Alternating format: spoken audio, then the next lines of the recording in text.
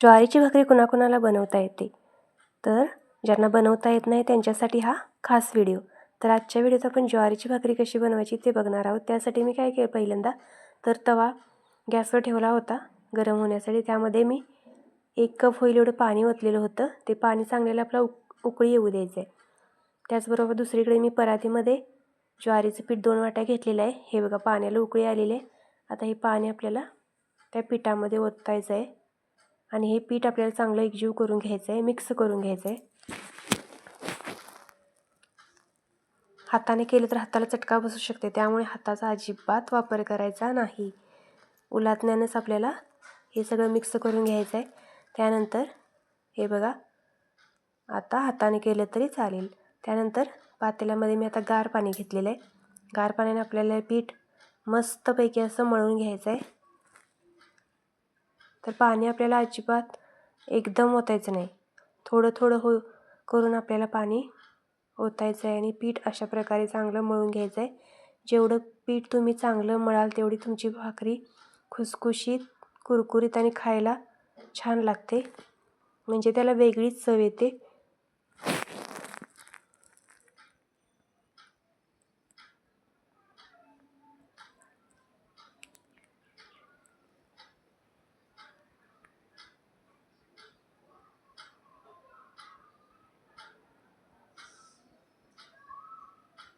हे बघा, अशा प्रकारे पीठ चांगल्या प्रकारे मळून झालेलं आहे. आता आपल्याला हवे त्याप्रमाणे आपण जर भाकरी लहान बनवणार असेल तर थोडे छोटे गोळे घ्यायचे, आपण भाकरी मोठी बनवणार असेल तर थोडे मोठे गोळे घ्यायचे. तर अशा प्रकारे मी 4 गोळे बनवलेले आहेत आणि 2 वाटी पीठ घेतलेलं होतं मी.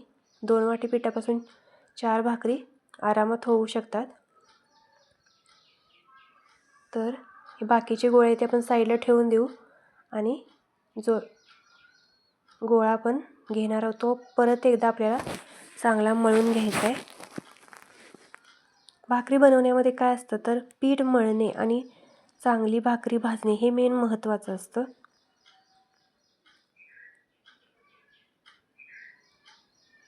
तर हे बघा, अशा प्रकारे आपलं पीठ मळून गोळा तयार आहे भाकरी थापण्यासाठी. खाली आपल्याला कोरडं पीठ टाकायचं आहे आणि त्यावर आपली ही भाकरी थापायची आहे.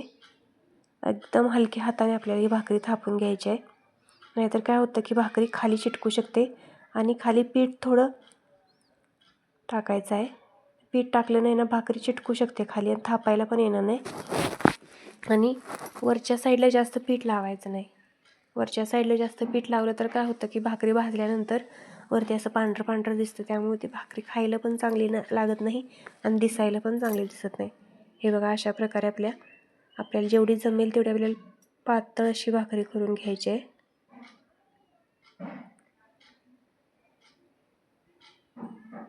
तुम्ही जर पहिल्यांदा करत असाल तर जास्त मोठी बनवायची नाही, छोटीच भाकरी आपल्याला बनवायची आहे.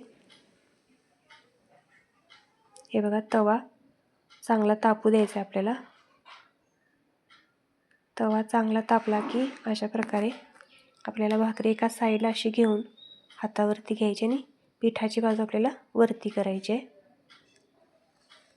हे बघा, तव्यामध्ये मी भाकरी टाकलेली आहे. लगेच आपल्याला पाणी लावायचं नाही. एक 2 ते 3 मिनटं झाल्यानंतर आपल्याला गार पाणी लावायचं आहे वरून भाकरीला. जर हातानं तुम्हाला लावायची नसेल तर कापडाचा एखादा गोळा घेऊन तुम्ही कापडाने जरी पाणी लावलं तरी चालेल. आणि पाणी लावल्यानंतर पण एक काळजी घ्यायची की लगेच आपल्याला उलटायची नाही भाकरी. लगेच उलटली तर भाकरी तुटू शकते. तर थोडं पाणी असं सुकल्यासारखं वाटलं तर मग आपल्याला भाकरी पलटवायची आहे. हे बघा, पाणी थोडं सुकलेलं आहे भाकरीवरचं. आता ही भाकरी आपल्याला पलटवायची आहे.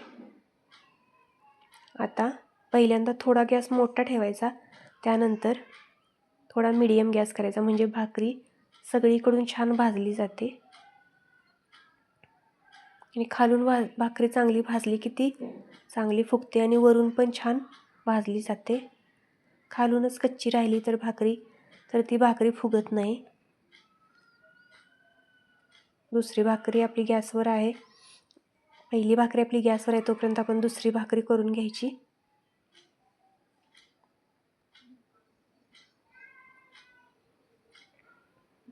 पण भाकरी करत असताना त्या तव्यावरच्या भाकरीकडे पण लक्ष देणं महत्त्वाचं आहे. हे बघा, भाकरीला जर हाताला चिटकत असेल तर थोडंसं पीठ आपल्याला हाताला लावून घ्यायचं आहे आणि भाकरी मस्तपैकी अशी गोल थापून घ्यायची. आणि पहिल्यांदा जे आपण गरम पाणी घेतलं होतं त्यामुळे काय होतं की कडेकडेने भाकरी आपली चिरत नाही, मस्त अशी गोल होते. आता बघूया आपण भाकरी आपली खालून भाजली गेलेली आहे की नाही. तर हे बघा, मस्त अशी खालून भाजलेली आहे.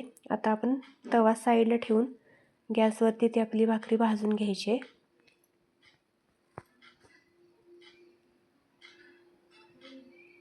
हे बघा, भाकरी आपली फुगायला सुरुवात झालेली आहे.